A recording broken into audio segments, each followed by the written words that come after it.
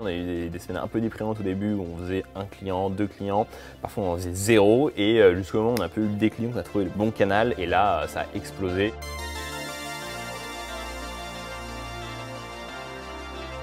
Comme en fait tous les étudiants, quasiment chaque année je déménageais pour aller dans une nouvelle école, pour un stage, etc. Et donc à chaque fois c'était un petit peu la même chose, il fallait souscrire le contrat d'énergie, l'assurance, la box. C'est extrêmement long, extrêmement pénible. Donc j'ai failli me faire mettre à la porte de mon premier logement parce que j'ai pas pris l'assurance habitation. Il y a 3,6 millions de foyers qui déménagent par an. Aujourd'hui, les gens ils ont besoin qu'on simplifie leur vie.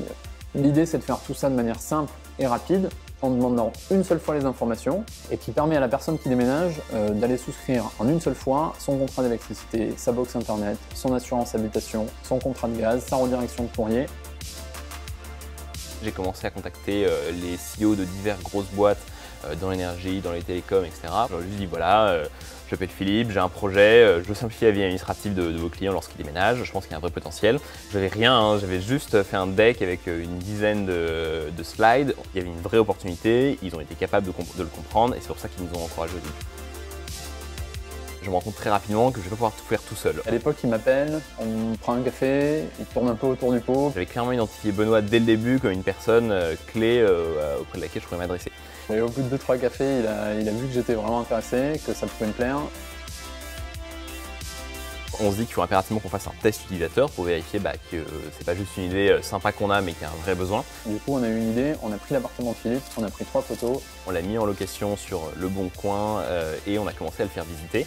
Et à la fin, je disais aux personnes qui visitaient, j'ai un ami qui veut fonder une start-up, est-ce que vous pourriez répondre à ces questions? Et les gens étaient un peu pris au piège, ils voulaient l'appartement, donc ils acceptaient de passer 5 minutes avec moi pour répondre à des questions. Un peu malheureux pour eux parce que moi j'ai pas du tout l'intention de le louer, c'est juste pour faire un test, donc ils ont fait un peu une visite à blanc, mais nous ça nous a permis de tester l'appétence pour le produit et de commencer à avoir nos premiers clients comme ça.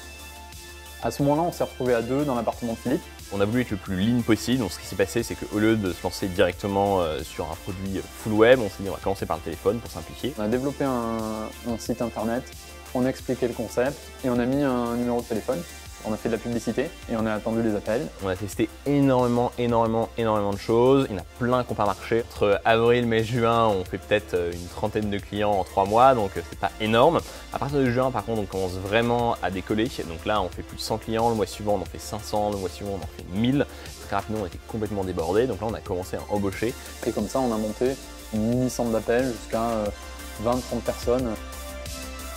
En février 2016, on commence à avoir une équipe qui tourne, le métier on commence à le connaître. On a approuvé qu'il y avait un business case par téléphone et maintenant on sait que notre ambition c'est vraiment de simplifier au maximum les clients. On sait que ça passera par la création d'un produit web. Moi j'ai mis un petit peu les mains dans le cambouis et on a commencé à développer une première version de notre application. On n'avait pas d'advisors, on n'avait pas de fonds, etc. Donc on sentait quand même le besoin un petit peu d'être accompagné.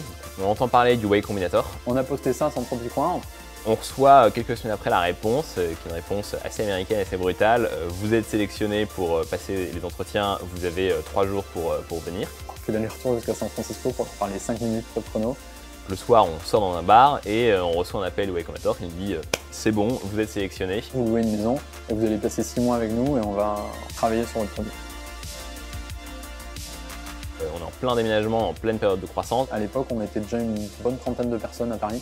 On commence aussi parallèlement à une levée de fonds. On a bien réfléchi, on a pesé le pour et le contre. Et donc on finit par décliner le Y Combinator. On préfère se concentrer beaucoup plus sur la croissance en France. Et ça nous a permis de faire l'été 2016 x3 en chiffre d'affaires en quelques mois, ce qu'on n'aurait jamais pu faire si on était allé à San Francisco.